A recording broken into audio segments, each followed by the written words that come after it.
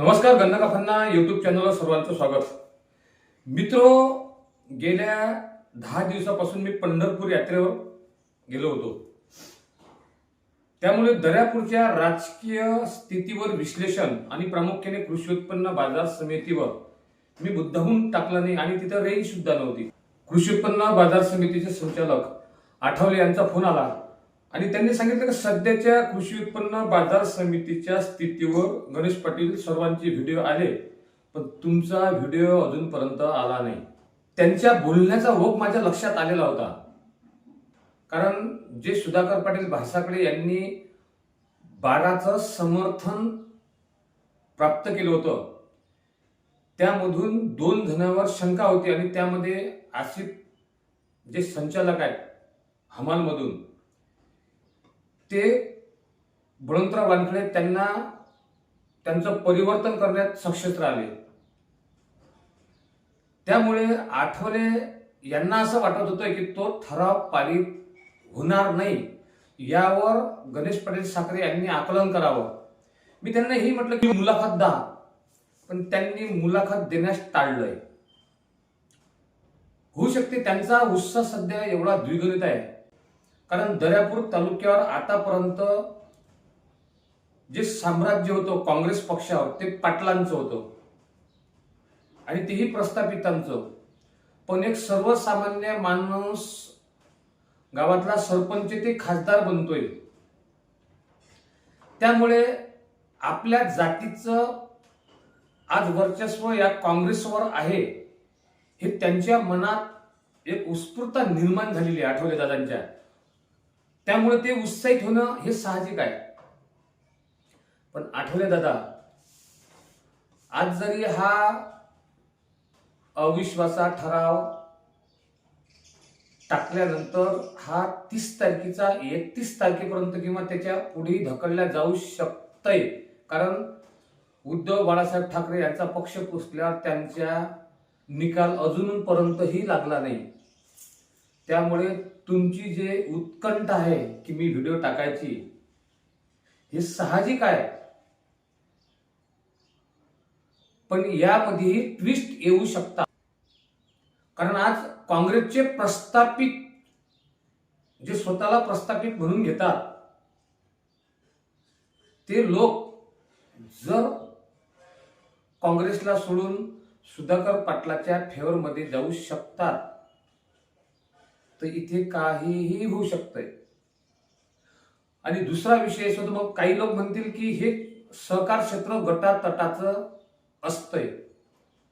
ज्यावेळेस काँग्रेस हा पक्ष यांचा भारतावर एखादी सत्ता होती, त्यावेळेस काँग्रेसमध्ये 2 गट राहत होते, जसं एन.व्ही. देशमुख आणि जडी पाटील दर्यापूरमध्ये. म्हणून त्यावेळेस गटातटाचं सहकार क्षेत्र त्याला म्हणवलं जात होतं. पण आज ती परिस्थिती नाही, कारण जेव्हा सुधाकर पाटील हे कृषी उत्पन्न बाजार समितीवर त्यांची सत्ता आली, तेव्हा जनसामान्य लोकांमध्ये लोक हेच बोलत होते की येथे काँग्रेसचं राज्य आलं म्हणून. त्यामुळे ह्या ज्या भ्रमक कल्पना आहेत आणि लोकांना भडवण्याच्या कल्पना आहेत की राजकारण हे गटातटाचं असतंय, हे साप चुकीचं आहे. तुम्ही सर्वसामान्य माणसाला फक्त चिवत्या म्हणू शकता, पण हे गटातटाचं राजकारण नाहीच. आज जर समजा सुधाकर पाटील भासाकडे यांच्या अविश्वास ठराव पास होऊन तिथे येणारा सभापती हा त्यांना बीजेपीला द्यावा लागेल, आणि ते म्हणजे बाळासाहेब वानखडे आंबल्याचे, तर तिथे कृषी उत्पन्न बाजार समिती ही बीजेपीच्या ताब्यात आहे असं गिनलं जाईल. आणि सुधाकर पाटील भासाकडे यांची सुद्धा मजबुरी झालेली आहे. प्राबल्य सुधाकर पाटील भासाकडे यांचं जरी असेल, पण सुधाकर पाटील भासाकडे यांना आज बीजेपी जवळ नतमस्तक राहावंच लागतंय, कारण त्यांना सुनील पाटील गावंडे यांना कृषी उत्पन्न बाजार समिती मधून अविश्वास घेऊन काढावंच लागेल.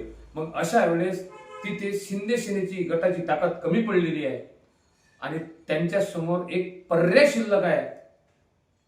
जो पर्याय म्हणजे ज्यांच्यामुळे काँग्रेसमधून बीजेपी मध्ये जो नेता गेला आणि सुधाकर पाटील आणि त्या नेत्याचा अजिबाती पटत नव्हतं, आज त्यांना एकत्र इथं व्हावं लागत आहे. आणि ज्या नेत्यांना सुधाकर पाटील भातसाखळे यांनी डावललं आणि डावलून कृषी उत्पन्न बाजार समितीमध्ये सुनील पाटील गावंडे यांना सभापती करावं लागलं, होऊ शकते येणारा काळ ज्यांच्यामुळे त्या नेत्यांनी काँग्रेस सोडली, ज्यांच्यामुळे ते सभापती होऊ शकले नाही, अशा दोन दुश्मनांना या राजकारणात एकत्र व्हावं लागेल. आणि ती परिस्थिती येऊन ठेपली. आणि तो तुरुक्का एक्का म्हणजे बाळासाहेब उर्फ शंकररावजी गावंडे उर्फ हिंगणीकर.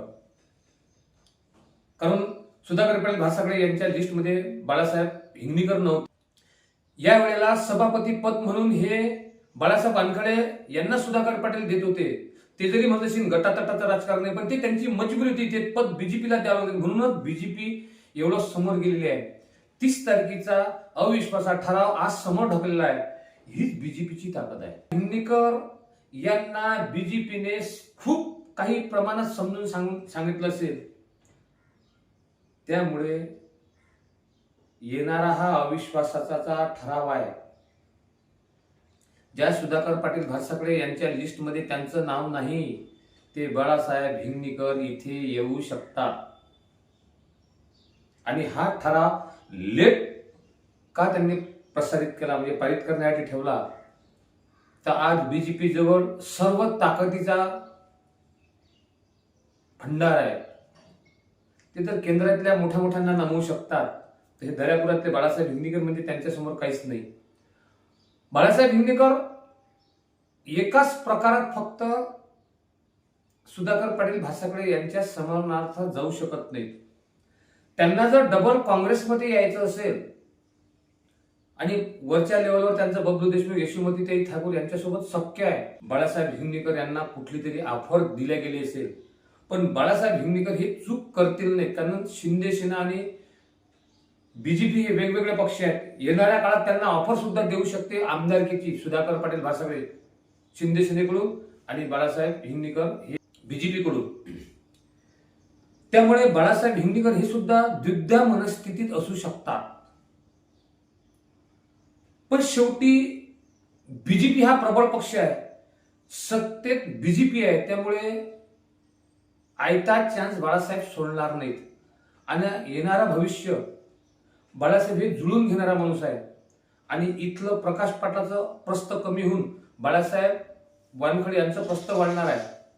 मी अगोदर सांगितलं की बाळासाहेब हिंगणीकर हा माणूस राजकारणातला निष्णांत माणूस आहे. संधी कुठून भेटते याच्या ते चातक पक्षाप्रमाणे वाट पाहतात आणि राजकारणात तेच करायला पाहिजे. तोच माणूस टिकतो, नाही तर संपल्यात गिनती असते. ही जी परिस्थिती दर्यापुरात निर्माण झाली, यामुळे आठवले दादा तुम्ही एवढे की हुरकळून जाऊ नका. कारण राजकारणात काहीही होऊ शकते. कारण मुलायमसिंग यादव यांच्या मुलानेच त्यांचा पक्ष काबीज केला आणि त्यांना त्यांच्या काकाला घरचा रस्ता दाखवला. अजित पवार यांनी त्यांच्या काकांनी स्थापन केलेल्या पक्षाला नेस्ताबंद करून बीजेपी सोबत संधान साधलं. पक्षप्रमुख उद्धव ठाकरे यांच्या पक्षाचा 3-13 वाजून शिंदेकडे बीजेपीने पक्ष दिला. त्यामुळे बाळासाहेब हिंगणीकर यांना परावृत्त करणं हे की बीजेपीसाठी फार मोठी गोष्ट नाही. आणि असं होऊ शकतंय. खिळी दुसऱ्या प्रकारातही होऊ शकते. बाळासाहेब वानखडे यांना मागे ठेवून बाळासाहेब हिंगणीकर यांना सुद्धा मोठी ऑफर बीजेपीतून आणि सुधाकर पाटील भातसाखळे यांच्याकडून दिल्या जाऊ शकते. म्हणजे जे आठवले सध्या आनंदात होते की हा ठराव पास होणार नाही आणि बाळासाहेब हिंगणीकर हे काही केलं तरी राजकारणात सुधाकर पाटील भातसाखळे यांच्याकडून बसणार नाहीत. आणि आतून बळवंतराव वानखडे आणि बाळासाहेब हिंगणीकर यांचे चांगले संबंध मामा भाच्याचं ते नातं लावतात, पण राजकारणात काहीही होऊ शकते. त्यासाठी बाळासाहेब हिंदीकर यांना खूप समजून सांगितल्या जाऊ शकतंय आणि त्यांना सुधाकर पाटलाच्या फेवर मध्ये तयार सुद्धा त्यांना करून घेतल्या जाऊ शकतं. कारण बीजेपी हे काहीही करू शकतंय. म्हणून जर तरच्या प्रश्नात आज जरी आपल्याला वाटत असेल की सुनील पाटील गावंडे यांचे रिश्तेदार हे देवतोळे आहेत, पण देवतोळे यांची काँग्रेसचे बबलू भाऊ देशमुख यांनी जो अपमान केलेला होता ते शल्य त्यांच्या मनात अजूनही आहे. त्यामुळे रिश्तेदारी हा विषय गौण राहत. येणारा काळ कृषी उत्पन्न बाजार समितीचा जो हा अविश्वासा ठराव आहे, यामध्ये तुरुप का म्हणजे बाळासाहेब हिंदीकर राहतील.